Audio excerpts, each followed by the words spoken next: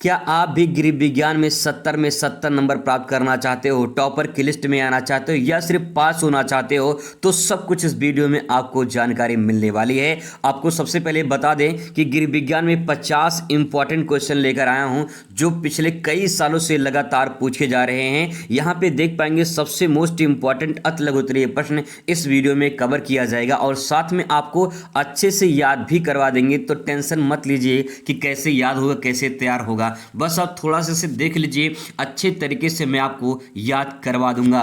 तो चलिए शुरुआत करते हैं। आज का बहुत ही बेहतरीन वीडियो होने वाला है। उससे पहले आपके लिए दो लाइन आपसे कहना चाहेंगे कि ओस की बुद्ध सी होती हैं बेटियां, ओस की बुद्ध सी होती हैं बेटियां, स्पर्श खुरदरा हो तो रोती हैं बेटियां, बेटा तो एक कुल को रोशन करता है, दो दो कुल को रोशन करती हैं बेटियां। आइए इसी अंदाज में शुरुआत करते हैं और यहाँ पे आप क्वेश्चन देख लीजिए। बहुत ही मोस्ट इंपॉर्टेंट क्वेश्चन आपको देखने को मिलेंगे। अगर आप ये 50 इंपॉर्टेंट क्वेश्चन तैयार कर लेते हैं तो यहां से 100% आपके पेपर में सवाल जरूर आएंगे। तो आप यहां पे क्वेश्चन देख लीजिए। आइए उत्तर पे नजर डालते हैं। सबसे पहले यहां पे क्वेश्चन ही नजर आपको आएंगे और यहां पे हम लोग जो उत्तर है इसका शुरुआत करने वाले हैं। तो देखिए सबसे सिंपल आसान शब्दों में उत्तर मैंने लिखा है।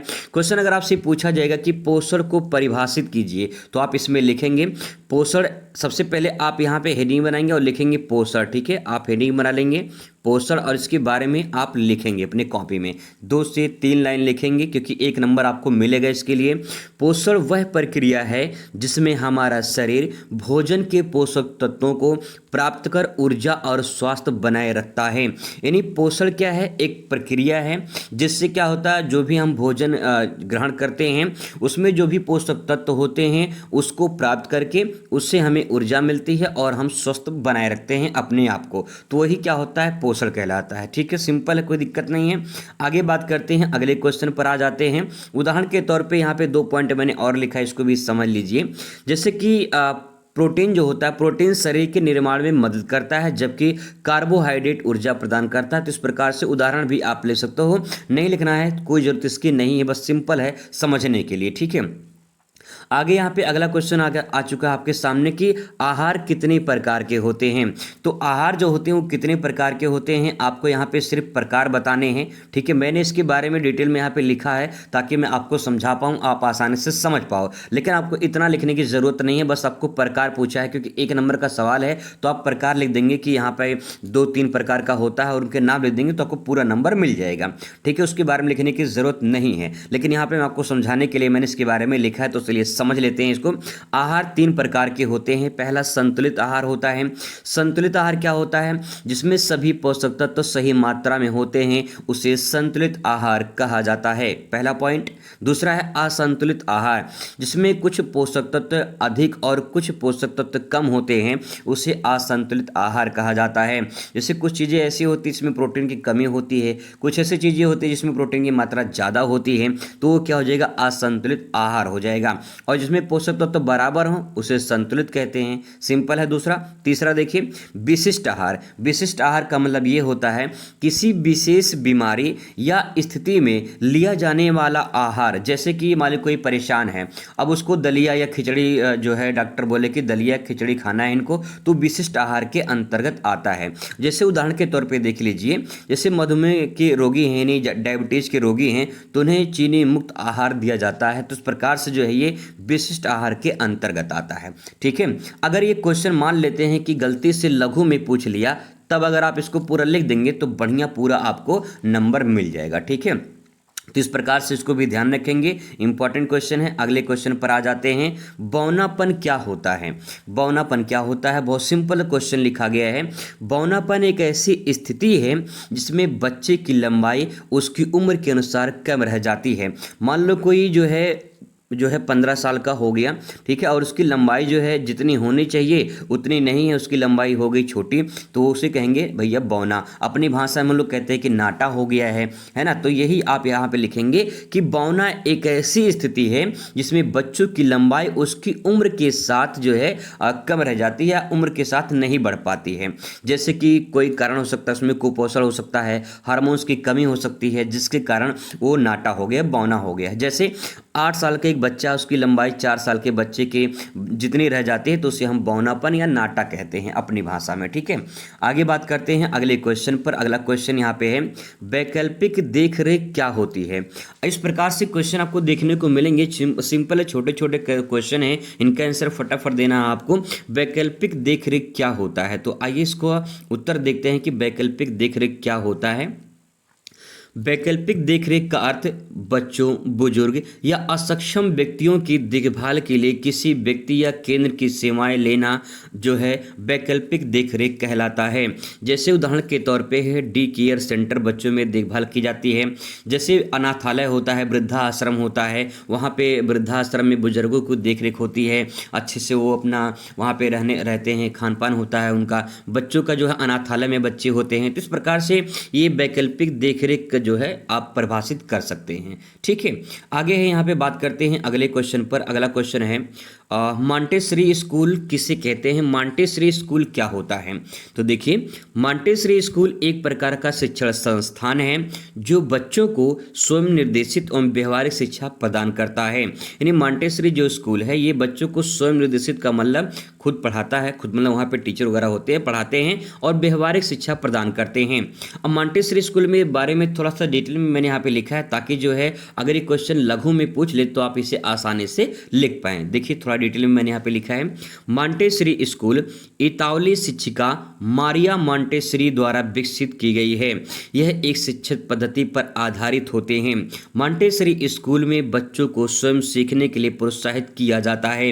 इन स्कूलों में बच्चों को स्वाभाविक रुचियां, गतिविधियों को शामिल किया जाता है। इन्हें एक ऐसा स्कूल होता है जहां बच्चों को स्वयं पढ़ने का मौका मिलता है और स्वयं सीखने का मौका मिलता है, स्वयं सोचने का मौका मिलता है और सोच के आधार पे अपने जो है मानसिकता को विकसित कर सकते हैं। इन्हें एक ऐसा स्कूल है जहां बच्चों को कुछ चीज़ दिखाई जाती है और उसके आधार पे उनको बताया जाता है और फिर वो अपने थॉट के आधार पे उसको सोचते हैं और उसको खेल खेल में पढ़ते हैं। तो इस प्रकार से मॉन्टेसरी स्कूल के बारे में आप परिभाषित कर सकते हैं। ठीक है, ये इतालवी शिक्षिका थी मारिया मॉन्टेसरी, इन्हीं के नाम पर जो है ये स्कूल पढ़ा है। ठीक है, आगे बात करते हैं अगले क्वेश्चन पर। क्वेश्चन यहाँ पे है, उदाहरण के तौर पे इसमें ले सकते हैं कि बच्चों को खिलौने के माध्यम से गणित सिखाना, खेल खेल में पढ़ाना, ये सब वहाँ पे कराया जाता है। ठीक है, आगे यहाँ पे नेक्स्ट है कि प्रेक्षण गृह से आप क्या समझती हैं।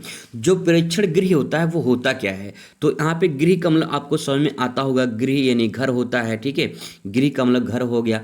अब यहाँ पे आगे लिखा है प्रेक्षण, तो प्रेक्षण का मतलब होता है कि जहाँ पे कोई चीज़ जाँच की जा रही है, देखभाल की जा रही है, प्रेक्षण है वहाँ पे, है ना। तो इसमें इसके बारे में लिखेंगे, प्रेक्षण गृह वह स्थान है जहां असहाय, अनाथ या अपराधी बच्चों को सुधार या देखरेख लिए रखा जाता है। जैसे कि बाल सुधार गृह होता है, उसे प्रेक्षण गृह के नाम से जाना जाता है। प्रेक्षण का मतलब जहां पे उनको प्रशिक्षित किया जाता है, जहां बताया जाता है, समझाया जाता है, पढ़ाया लिखा जाता है, वो आपका ऐसे बच्चे होते हैं जिनको इस प्रकार से वहां पे रखा जाता है, जैसे बाल सुधार गृह होता है। ठीक है, इसके बारे में इस प्रकार से आप लिख सकते हो। आगे यहाँ पे शिशु देखभाल केंद्र क्या है। अब यहाँ पे देखिए शिशु लिखा गया है, तो शिशु को देखभाल के लिए केंद्र बनाया गया है, अब उसी को शिशु को देखभाल केंद्र कहते हैं। तो बस थोड़ा सा यहाँ पे दिमाग लगा के अपने आप से विकसित करना है आंसर। शिशु देखभाल केंद्र वे स्थान है जहाँ कामकाजी माता पिता के बच्चों की देखभाल की जाती है। यानी जो माता पिता उनको जो है जॉब लग गई है, छुट्टी नहीं मिलती है, तो अपने बच्चों को देख रेख करने के लिए वो डे केयर सेंटर में या फिर जो है बच्चों को जहाँ पे देखभाल करते हैं वहां पे रख देते हैं। सुबह से लेकर शाम तक बच्चे वहां पे खेलते हैं, पढ़ते लिखते हैं, खाते पीते हैं, सोते होते हैं ना, इस प्रकार से अपना काम करते हैं। और उसके बाद जो है शाम को जब आते हैं माता पिता तो शाम को बच्चों को लेकर घर चले आते हैं। तो इस प्रकार से उनका जो है अपना जो है बच्चों का देखभाल भी अच्छे से होता रहता है। ठीक है, आगे देखिए अगले क्वेश्चन में बात करते हैं। यहाँ पे नेक्स्ट क्वेश्चन आपके सामने है। क्वेश्चन है शैशव अवस्था का अर्थ क्या है। शैशव अवस्था यानी जब बच्चे जन्म लेते हैं तो उनका जो है शैशवावस्था, बाल्यावस्था, किशोरावस्था, युवावस्था, पूर्णावस्था, वृद्धावस्था ऐसे चलता है। तो ये शैशवावस्था क्या है। शैशवावस्था बच्चों के जीवन के प्रारंभिक चरण होते हैं जिसमें 0 से लेकर 2 वर्ष की आयु के बच्चे को शैशवावस्था में रखा जाता है। इस दौरान बच्चे को शारीरिक और मानसिक विकास होता है। तो यहाँ पे बच्चों का क्या होता है, शारीरिक और मानसिक विकास होता है। बस आपको 2 लाइन लिखना है। पहला कि 0 से लेकर 2 वर्ष के बच्चों को शैशवावस्था कहा जाता है। ठीक है, पहला पॉइंट हो जाएगा। दूसरा, इसमें बच्चों उसका शारीरिक और मानसिक विकास होता है। इतना बस ले देंगे, काम आपका हो जाएगा। ठीक है, चलिए आगे देखते हैं अगले क्वेश्चन पर। अतिथि चक्र, this is most important question, इसको हाईलाइट कर लीजिए। ये आपका लघु में भी आ सकता है, तो यहाँ से क्वेश्चन आपके दो तरीके से बन सकते हैं। अतिथि चक्र क्या है, इसके चरण के नाम लिखिए। तो देखिए अतिथि चक्र, जैसे कि मान लीजिए ठंडी का मौसम है और आपके घर पे 2-3 अतिथि आ जाएं, तो यहाँ पे क्या हो जाएगा भाई, दिमाग खराब हो जाएगा। उनको रहने की व्यवस्था, फिर खाने पाने जो व्यवस्था, वो सब करना पड़ेगा। यहाँ पे जो अतिथि है वो अतिथि इनको इसलिए कहा गया क्योंकि बिना तिथि की आते हैं, इसीलिए अतिथि हैं। ठीक है, बिना तिथि मतलब कि कोई डेट नहीं रहेगा, कोई तिथि नहीं रहेगा, या फिर कोई समय नहीं रहेगा, चाहे जब टपक पड़े आके, है ना। तो ऐसे लोगों को अतिथि कहा गया है। अब अतिथि जब आते हैं तो उनके लिए भैया व्यवस्था करना पड़ता है। अब आइए जानते हैं कैसे क्या व्यवस्था करनी पड़ती है। अतिथि चक्र यानी गेस्ट साइकिल में अतिथि के होटल में प्रवेश से लेकर विदाई तक की प्रक्रिया होती है। होटल हो या घर हो, जो जब आते हैं उनके आगमन से लेकर उनके प्रस्थान तक उनका पूरा देख रेख किया जाता है ना। आगे देखिए, इसमें इनके चरण देखिए। चरण में सबसे पहले क्या होता है, उनका आगमन होता है। ठीक है, आगमन होता है कि आज मामा आएंगे, मामे के साथ में आएंगे, और फिर इसके बाद जो है मामी अपना रहेंगे, यानी वहाँ पे मान लो होटल है तो पंजीकरण होगा, वहाँ पे रजिस्ट्रेशन उनका होगा। ठीक है, अगर घर है तो घर में आएंगे, फिर उनका क्या होगा, उनका सेवा भगत होगा, पानी उन्हें दिया जाएगा, फिर इसके बाद खाना ना दिया जाएगा, है ना। तो उनके फिर रहने के बाद उनका शाम को रहने की व्यवस्था दिया जाएगा, कमरा व्यवस्थित किया जाएगा, गद्दा व्यवस्थित किया जाएगा कि भैया ठंडी ना लगे, है ना। तो इस प्रकार से उनका व्यवस्था किया जाएगा।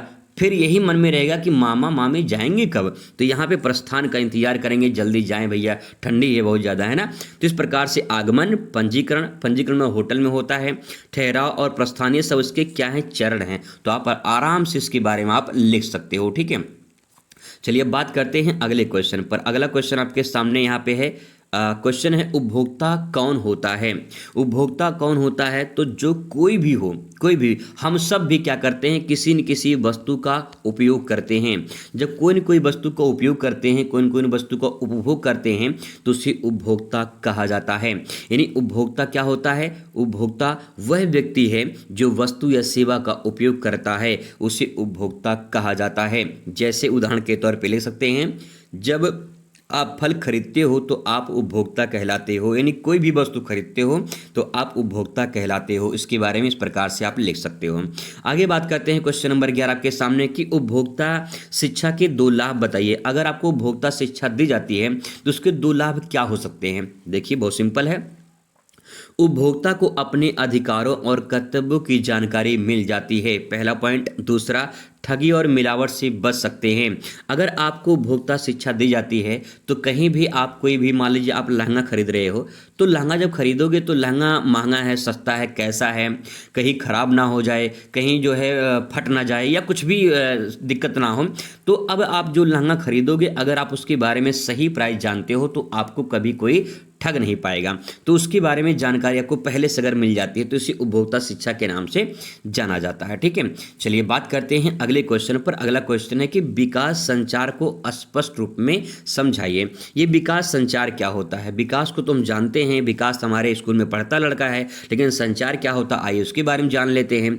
विकास संचार का अर्थ होता है समाज में सुधार लाने के लिए सूचना और ज्ञान का प्रसारण करना, ये विकास संचार कहलाता है। जैसे, या उदाहरण के तौर पे लिख सकते हैं इसमें, ग्रामीण क्षेत्रों में स्वास्थ्य जो स्वच्छता अभियान है उसको चलाने की प्रक्रिया विकास संचार के माध्यम से की जाती है।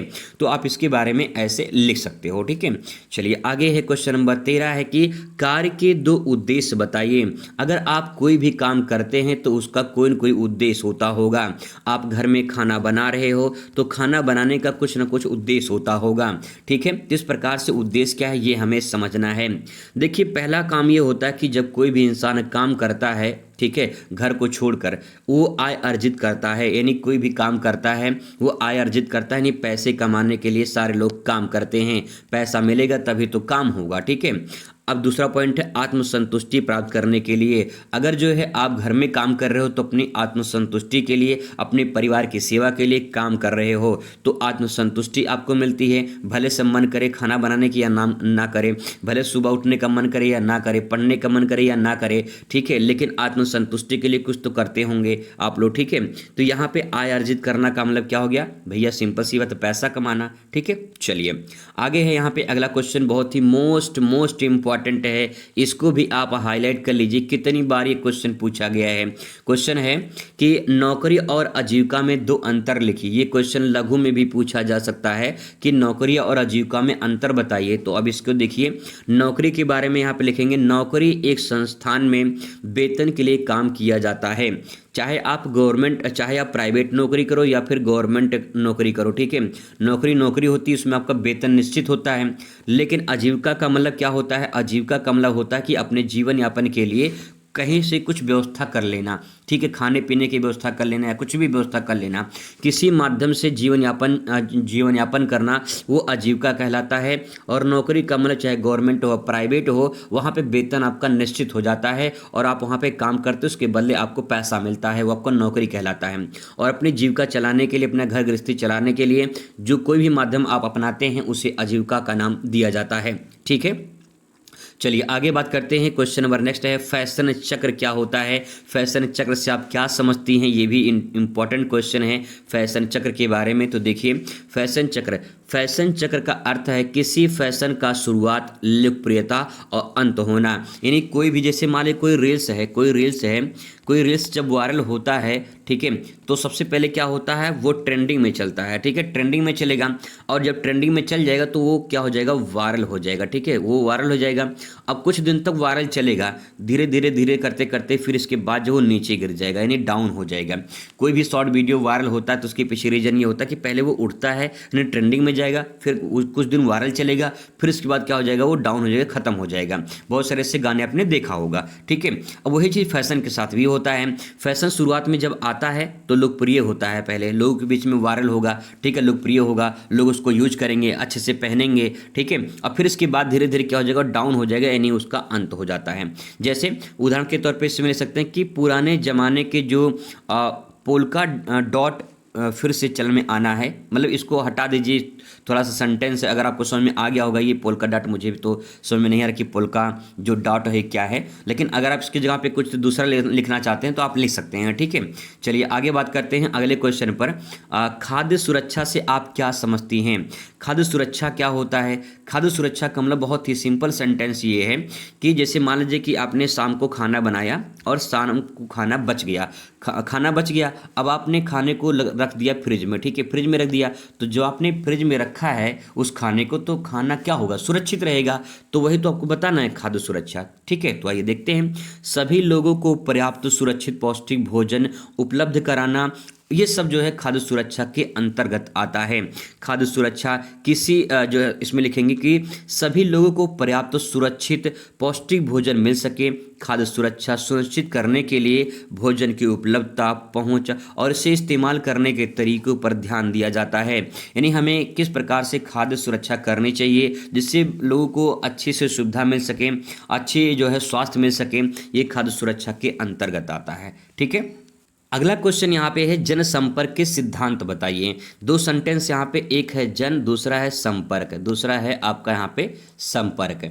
अब यहाँ पे जन का मतलब क्या होता है, लोग होता है, ठीक है। अब लोगों से क्या करना है, संपर्क करना है। जैसे एक नेता है, ठीक है, एक नेता है, नेता लोगों से क्या करता है, संपर्क करता है, नेता लोगों से करता है संपर्क।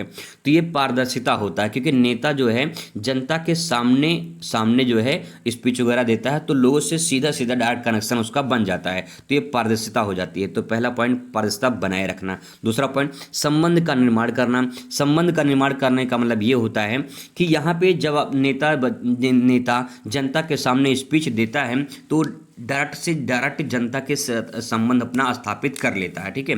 नेक्स्ट है प्रभावी संवाद। प्रभावी संवाद का मतलब ये कि जब नेता जनता के सामने बोलता है तो वो एक संवाद जो होता है, जो उनसे बात कर पाता है वो प्रभावी होता है, उनके ऊपर प्रभाव पड़ता है जनता के ऊपर, ठीक है।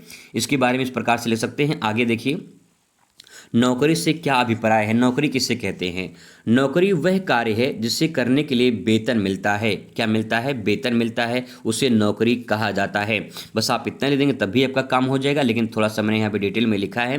नौकरी से अभिप्राय किसी व्यक्ति या संगठन के लिए काम करना, बदले में वेतन पाना। नौकरी में कर्मचारी का तय समय पे काम करना होता है और नियोक्ता उसे तय वेतन देता है।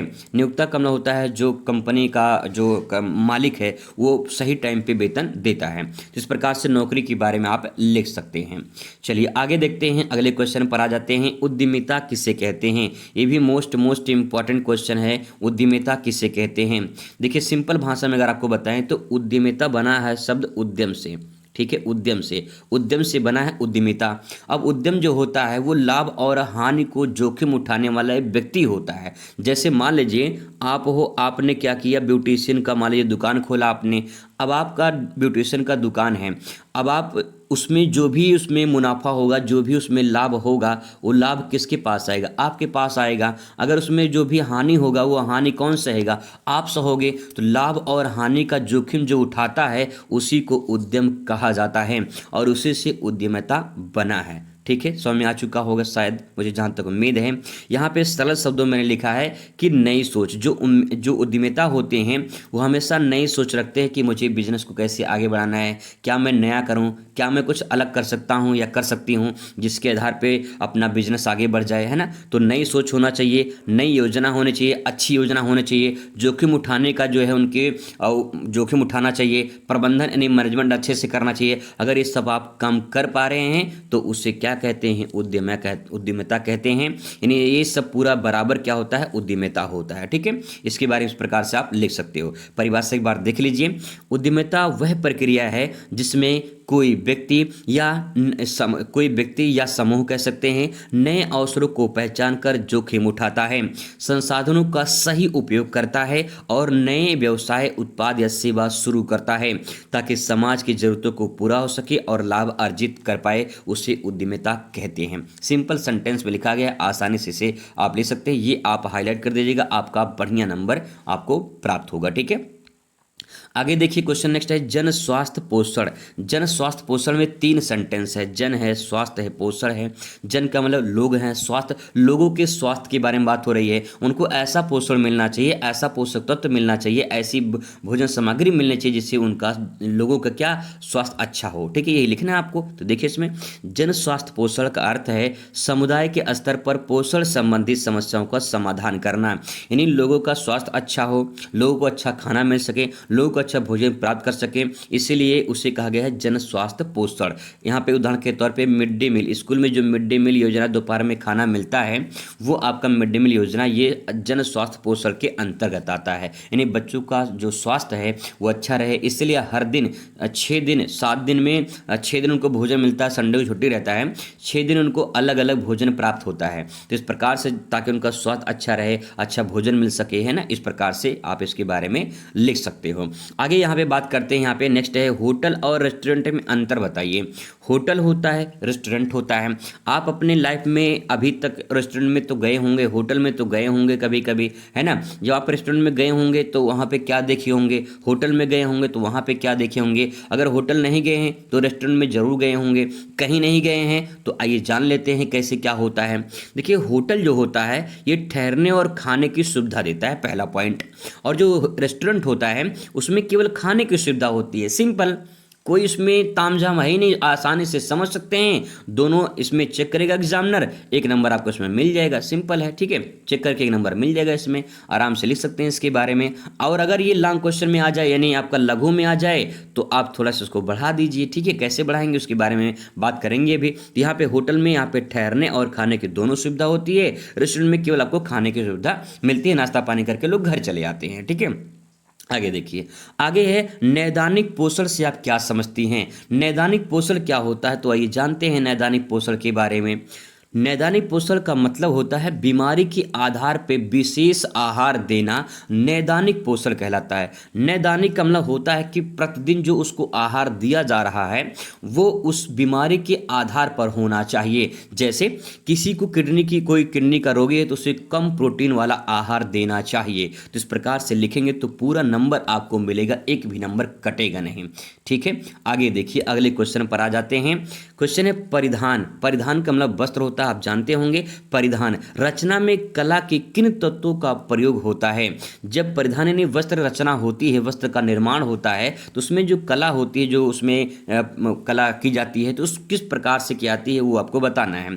तो सबसे पहले देखिए यहाँ पे रंग होता है, रंगों का उसमें चयन किया जाता है, कौन से रंग से जो है वस्त्र का जो है रंगाई किया जाए ताकि आकर्षक दिखे, लोग उसको खरीदे अच्छे से। तो रंग सबसे इंपॉर्टेंट होता है, कलर सबसे इंपॉर्टेंट होता है, कलर ही देख के लोग वस्त्र खरीदते हैं। ठीक है, आगे उसका रूप कैसा होना चाहिए, रूप कैसा मतलब उसका आकार कैसा होना चाहिए, किस प्रकार से बनाए उसको कि अच्छे से डिजाइन हो, कि लुक अच्छा आए और जो है लोग अच्छे उसको पसंद करें, है ना। इसके बाद बनावट कैसी होनी चाहिए, बनावट सबसे इंपॉर्टेंट होता है। बनावट अगर अच्छी होगी, उसका जो है सारा आकार अच्छा होगा तो भाई लोग पसंद करेंगे। फिर संतुलन। संतुलन का मतलब ये है कि उसको पहनने के बाद जो है फिट होना चाहिए। ऐसा नहीं कि लहंगा पहन लिए हैं तो पूरा जो है ऐसा लग रहा है कि जैसा लग रहा है पूरा चादर लपेट लिए हैं और फिर बाहर रहे हैं धीरे धीरे, है ना। तो इस प्रकार से नहीं होना चाहिए, ऐसा होना चाहिए कि संतुलन होना चाहिए, मतलब मेंटेन बना होना चाहिए। तो ये सब परिधान रचना कला के तत्व के रूप में जाने जाते हैं। ठीक है, आगे देखिए अगला क्वेश्चन है कि अस्पतालों में वस्त्रों की धुलाई से किस बात का विशेष ध्यान रखा जाता है? देखिए, जो आप अपने घर पे कपड़ा धुलते हैं वो अलग है, अस्पतालों में कपड़ा अलग होता है। ठीक है, संक्रमण से बचाव के लिए उच्च तापमान पर और सैनिटाइजर का प्रयोग किया जाता है, तब अस्पतालों के कपड़े धोए जाते हैं। उच्च तापमान का हम लोग गर्म पानी से जो है धोए जाते हैं, जैसे बैक्टीरिया वगैरह होते हैं मर जाते हैं।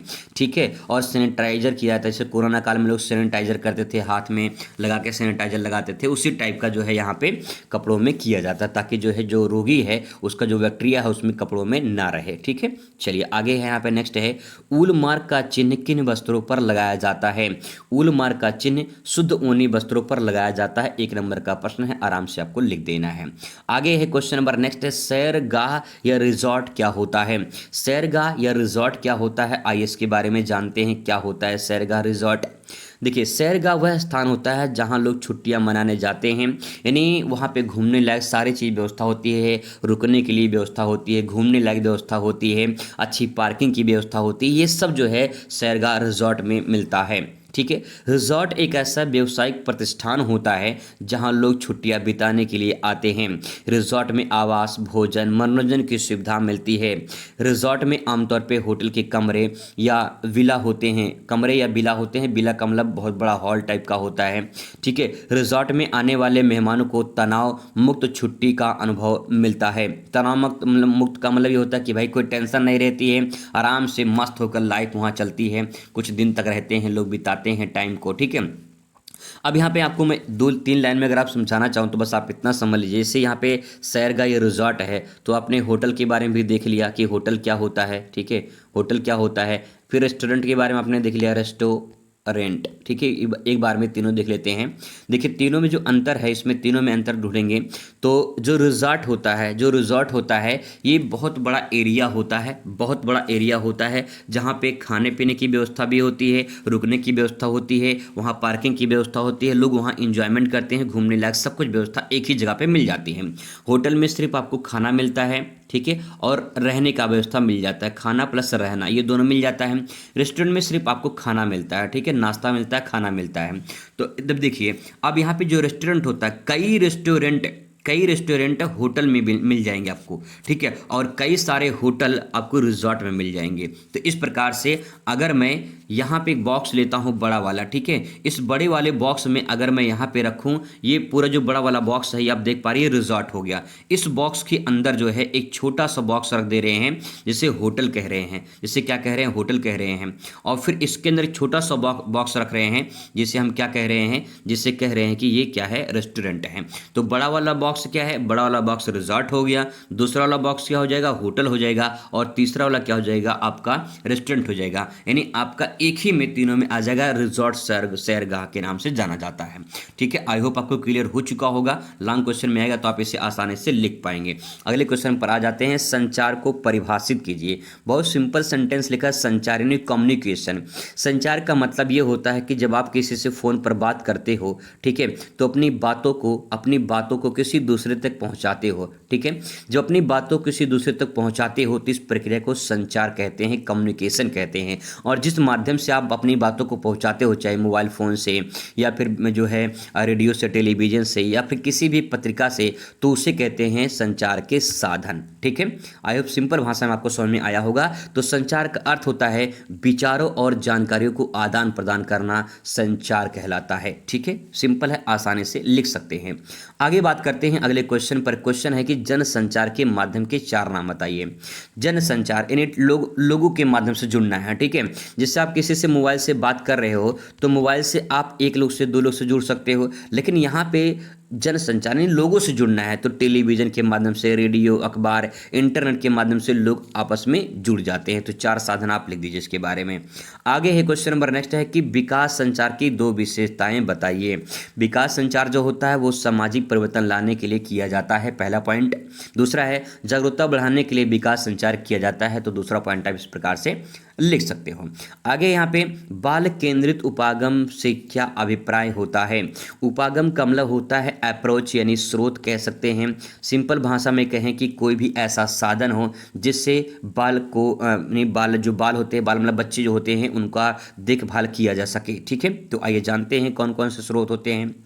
शिक्षा का वह तरीका जो बच्चों की रुचि और आवश्यकता पर आधारित होता है उसे बाल केंद्रित कहते हैं, उपागम कहते हैं। यानी वहाँ पे शिक्षा जो है बच्चों को इस प्रकार से सिखाया जाता है कि उनको रुचि हो, इंटरेस्ट हो, पढ़ने में अच्छा लगे। ऐसा नहीं है कि पढ़ने में मज़ा ना आए और ज़बरदस्ती उनको पढ़ाया जाए, तो इस प्रकार से उसके बारे में लिख सकते हैं। आगे है पत्रकारिता को परिभाषित कीजिए। पत्रकारिता का मतलब जो आपने न्यूज़ देखा होगा, जो न्यूज़ एंकर होते हैं वो पत्रकारिता कोर्स करते हैं, पत्रकारिता कोर्स होता है। ठीक है, जैसे भविष्य में आप बीए करोगे, एमए करोगे, तो ऐसे ही पत्रकारिता बीए में ले सकते हैं सब्जेक्ट की तरह। ठीक है, आप कर सकते हो पत्रकारिता। पत्रकारिता समाचार, विचार, घटनाओं को एकत्रित कर जनता तक पहुंचाने की प्रक्रिया होती है। तो पत्रकारिता इस प्रकार से आप परिभाषित कर सकते हैं। ठीक है, अगर आप न्यूज़ एंकर बनना चाहते हो तो आप पत्रकारिता से कर सकते हो, आप भी कर सकते हो। बीए में जो है आपको पत्रकारिता लेना पड़ता है, ठीक, कर सकते हैं आप। ठीक है, चलिए आगे है नेक्स्ट है यहाँ पे उपभोक्ता के 2 अधिकार बताइए। हम सब उपभोक्ता हैं तो हमारे अधिकार क्या हैं। सुरक्षा का अधिकार। सुरक्षा का अधिकार का मतलब ये है, मान लीजिए आपने कोई लहंगा खरीद लिया। ठीक है, कोई लहंगा आपने खरीद लिया, अब वो लहंगा जो आपने खरीदा है अगर वो सही ना हो, खराब हो जाए, ठीक है, या फिर आपको पहनते ही चुभन होने लगे, या फिर आपको पहनते ही जो है परेशानी होने लगे, तो वो आपको सुरक्षा प्रदान नहीं कर रहा है। तो इसका मतलब क्या है, इसका मतलब ये है कि उपभोक्ता के अधिकार में आप ले सकते हैं कि जो भी आप वस्तु खरीद रहे हैं वो आपसे आपकी सुरक्षा होनी चाहिए, उस वस्तु से आपको नुकसान नहीं देना चाहिए वस्तु। ठीक है, नेक्स्ट जानकारी अधिकार। जानकारी का अधिकार का मतलब ये है कि जो भी आप वस्तु खरीद रहे हैं उसके बारे में आपको जानकारी होना चाहिए, और जानकारी नहीं है तो कस्टमर जो दुकानदार है वो आपको जानकारी सही दे, ताकि जो है आपको जानकारी मिल सके। लेकिन कोई जानकारी थोड़ी सही देता है। चलिए आगे बात करते हैं। नेक्स्ट है संतुलित आहार किसे कहते हैं। संतुलित आहार उसे कहते हैं जिसमें पोषक तत्व सही मात्रा में मौजूद होते हैं, उसे संतुलित आहार कहा जाता है। आगे है क्वेश्चन नेक्स्ट है प्रारंभिक बाल्यावस्था की विशेषताएं बताइए। प्रारंभिक जो बाल्यावस्था होती है शारीरिक और मानसिक विकास तेजी से होता है। यानी ये बच्चे जब बाल्यावस्था में होते हैं तो उनका शारीरिक और मानसिक विकास दोनों तीव्र गति से होता है। आगे है भाषा सीखने की क्षमता विकसित होती है, यानी वो अलग अलग तरीके से भाषा सीखते हैं, अच्छी भाषा सीख लेते हैं, गाली देना भी सीख जाते हैं। तो इस प्रकार से आप इसके बारे में ले सकते हैं, ये नहीं लिखेंगे गाली देना सीख जाते हैं, बस समझने के लिए। ठीक है, चलिए आगे है विटामिन की जो है कमी से कौन कौन से रोग होते हैं, विटामिन के प्रकार बताने हैं और उनके रोगों का नाम बताना है। तो बहुत सिंपल, आप सभी जानते होंगे। विटामिन ए की कमी से रतौंधी रोग होता है, विटामिन बी की कमी से बेरी रोग होता है, विटामिन सी की कमी से स्कर्वी रोग होता है, और विटामिन डी की कमी से रेकट सूखा रोग होता है, और विटामिन के की कमी से रक्त का थक्का बनना, ये आपका रोग होता है। इस प्रकार से जो है आप इसके बारे में, विटामिन के प्रकार, उनके रोग के बारे में लिख सकते हैं। चलिए आगे आते हैं क्वेश्चन यहाँ पे इस प्रकार से। अब फिर से 36 नंबर क्वेश्चन से हम लोग बात करेंगे 50 नंबर क्वेश्चन पर। तो यहाँ पे देख लेते हैं, क्वेश्चन है कि संप्रेषण से क्या आशय है। संप्रेषण, यहाँ पे जो सेंटेंस लिखा गया है ये एक तरह से सूचना का ही अर्थ है, कम्युनिकेशन का ही अर्थ है, ठीक है। बस संप्रेषण यहाँ पे कर दिया है, तो संप्रेषण शुद्ध हिंदी पूरा लिख दिया है, तो आप कन्फ्यूजन मत पड़िए, ये कम्युनिकेशन का ही हिस्सा माना जाता है। संप्रेषण का अर्थ होता है विचारों, भावनाओं और सूचनाओं को एक व्यक्ति या दूसरे व्यक्ति तक आदान प्रदान करना। उदाहरण के तौर पर शिक्षक द्वारा छात्रों को पाठ समझाना, ये भी एक तरह से संप्रेषण यानी कम्युनिकेशन कहलाता है। आप किसी से बात कर रहे हो, आप किसी से जो अपनी बातों को पहुंचा रहे हो किसी तक, तो वो भी एक संप्रेषण का काम करता है, यानी कम्युनिकेशन का काम करता है। अगला क्वेश्चन है, पूरक खाद्य पदार्थ क्या होता है। पूरक खाद्य पदार्थ वे खाद्य पदार्थ जो मुख्य आहार से पोषण की कमी को पूरा करते हैं, पूरक खाद्य पदार्थ कहलाते हैं। जैसे कि दूध के साथ अनाज खाना, तो इस प्रकार से जो पूरक तत्व हैं वो पूरा करने का, जो पोषक तत्व है वो उसको पूरा करते हैं। तो इसके बारे में आप इस प्रकार से लिख सकते हैं। आगे यहाँ पे है, नेक्स्ट है जीवन कौशल से आप क्या समझते हैं। जीवन कौशल क्या होता है। जीवन कौशल वे क्षमताएं हैं जो व्यक्ति की समस्याओं का समाधान करने, जो है दूसरे से संवाद करने, जीवन की चुनौतियों का सामना करने से सक्षम बनाती हैं। उदाहरण के तौर पे समय प्रबंधन और निर्णय लेने के लिए क्षमता, ये जीवन कौशल होता है। जीवन कौशल का मतलब सिंपल भाषा में कहा जाए कि अपने जीवन को सरल बनाना, ऐसे समस्याओं को समाधान करने के लिए आप तैयार रहें जिससे आपका जीवन सरल हो सके, तो जीवन कौशल के अंतर्गत आता है। अगला क्वेश्चन आपके सामने यहाँ पे कि आहार चिकित्सक के 3 मुख्य उद्देश्य बताइए। 3 मुख्य उद्देश्य बताना है। तो पहला उद्देश्य देखिए, रोगी के शरीर को पर्याप्त पोषण देना चाहिए, यानी जो रोगी है उसके शरीर के हिसाब से उसको पोषण देना चाहिए, पहला पॉइंट। दूसरा, रोग से उबरने में मदद करना चाहिए, यानी समय समय पर उसकी देखभाल करते रहना चाहिए जिससे वो आसानी से और जल्दी से उस रोग से उबर सके। तीसरा पॉइंट आप यहाँ पे ले सकते हैं, भविष्य में बीमारी को रोकना, भविष्य में उसको दोबारा बीमारी ना लगे उसके लिए उसकी देखभाल करते रहना चाहिए। उदाहरण के तौर पे मधुमेह में शुगर नियंत्रित भोजन देना, ये जो है भविष्य में बीमारी को रोकता है। अगर आप ऐसा करते हैं तो भविष्य में डायबिटीज वगैरह नहीं होता है, ठीक है। क्वेश्चन नंबर 40 पर आ जाते हैं, रोगी व्यक्ति को भोजन देने के तरीके बताइए, यानी जो रोगी व्यक्ति है उसको भोजन किस प्रकार से देना चाहिए। तो छोटे छोटे भाग में भोजन देना चाहिए, ऐसा नहीं कि एक पूरा थाली भर दिया जाए और कह दिया जाए कि लो अब खाओ बढ़िया से, ठीक है, ऐसा नहीं करना चाहिए। नेक्स्ट है, भोजन नरम और सुपाच्य होना चाहिए। भोजन नरम और सुपाच्य का मतलब ये कि जल्दी पच जाए, ठीक है, और नरम होना चाहिए, ज़्यादा हार्ड जैसे कि होती है ठोस मोटी रोटी है ना, और मोटे अनाज टाइप के, ये भोजन नहीं देना चाहिए, पतले नरम हल्के खाने देना चाहिए। अगला है, रोगी को पसंद ध्यान में रखना चाहिए, जो रोगी को पसंद हो वो भी आपको देना चाहिए। उदाहरण के तौर पे इसे बुखार है तो हल्का दलिया देना उसमें उसके लिए फ़ायदा होता है, ठीक है। आगे बात करते हैं, क्वेश्चन नंबर नेक्स्ट आपके सामने है, विटामिन ए की कमी से कौन कौन से रोग हो सकता है। विटामिन ए की कमी से रातौंधी रोग हो सकता है, रात में कम दिखाई देता है, और आंखों का सूखापन जो है इस प्रकार से हो जाता है, और त्वचा का रूखा होना, फट जाना, ये भी विटामिन ए की कमी से होता है। क्वेश्चन नंबर 42 पर आ जाते हैं, कह रहा है कि विभिन्न भोजन सुरक्षा कार्यक्रमों के नाम लिखिए। जो विभिन्न भोजन सुरक्षा कार्यक्रम हैं उनके बारे में बताना है। तो मध्याह्न भोजन योजना यानी मिड डे मील के नाम से जाना जाता है। नेक्स्ट है सार्वजनिक वितरण प्रणाली, और नेक्स्ट है एकीकृत बाल विकास योजना। ये जो है कुछ योजनाएं हैं जिसके बारे में आपको लिखना है, ठीक है। आगे बात कर लेते हैं, क्वेश्चन नंबर नेक्स्ट है, हमारे देश में मुख्य पोषण संबंधी समस्याएं कौन कौन सी हैं। तो मुख्य पोषण संबंधी जो समस्याएं हैं वो कुपोषण है, पहला पॉइंट कुपोषण है। दूसरा, आयरन की कमी जिसे एनीमिया कहते हैं, और विटामिन डी की कमी से भी कुछ रोग हो जाती हैं, और मोटापा, डायबिटीज, ये भी तरह से पोषण संबंधी बीमारी हो जाती है, समस्याएं उत्पन्न हो जाती हैं। आगे बात कर लेते हैं, क्वेश्चन नंबर 44 कह रहा है कि खाद्य विज्ञान से आप क्या समझते हैं। जो खाद्य विज्ञान होता है वो क्या होता है। खाद्य विज्ञान वह विज्ञान है जो भोजन के उत्पाद, संरचना, गुण और प्रक्रिया का अध्ययन करता है। उदाहरण के तौर पे दूध को दही में बदलने की प्रक्रिया एक खाद्य विज्ञान के माध्यम से होता है। क्वेश्चन नंबर 45 है, खाद्य प्रौद्योगिकी से आप क्या आज से समझते हैं, या फिर खाद्य प्रौद्योगिकी क्या है इसके बारे में आपको बताना है। तो खाद्य प्रौद्योगिकी भोजन को संरक्षित, संसाधित या फिर जो है पैक करने की प्रक्रिया जो तकनीकी शामिल होती है इसे खाद्य प्रौद्योगिकी कहते हैं। यानी भोजन बना के पैक करके लोग लेकर जाते हैं, ठीक है, तो वो भी इस तरह से खाद्य प्रौद्योगिकी के अंतर्गत आता है। जैसे उदाहरण के तौर पे बात करें तो यहाँ पे टेट्रा पैक में दूध के लंबे समय तक सुरक्षित रखा जाता है, जैसे दूध पैकेट में आता है उस प्रकार से खाद्य प्रौद्योगिकी के अंतर्गत आता है। आगे है क्वेश्चन नंबर नेक्स्ट है कि सेल्फ कॉल से क्या आशय है। सेल्फ कॉल क्या होता है, तो देख लीजिए। सेल्फ कॉल का मतलब होता है किसी खाद्य वस्तु को लंबे समय तक बिना खराब हुए स्टोर रखने की क्षमता सेल्फ कॉल कहलाता है। जिसे डिब्बा बंद खाद्य पदार्थ को सेल्फ कॉल के माध्यम से जाना जाता है। क्वेश्चन नंबर नेक्स्ट है यहाँ पे खाद्य विनिर्माण से क्या आशय है। खाद्य विनिर्माण का मतलब होता है, खाद्य विनिर्माण का मतलब कच्चे माल को खाद्य उत्पादों में बदलने की प्रक्रिया को खाद्य विनिर्माण कहते हैं। जैसे गेहूं से आटा बनाने की प्रक्रिया खाद्य विनिर्माण कहलाता है। क्वेश्चन नंबर नेक्स्ट है अविषलता से क्या आशय है। अविषलता क्या होता है। अविषलता का मतलब भोजन में जहरीले पदार्थ से मुक्त रखना। जैसे पेस्टिसाइड मुक्त फल होते हैं, सब्जियां होती हैं, उनको इस प्रकार से अविषलता के नाम से जाना जाता है। आगे यहाँ पे नेक्स्ट है खाद्य मानव को परिभाषित कीजिए। खाद्य मानव वह है जो भोजन के उत्पादन, उपभोग और पोषण के वैज्ञानिक सामाजिक पहलू को अध्ययन करता है, उसे खाद्य मानव कहा जाता है।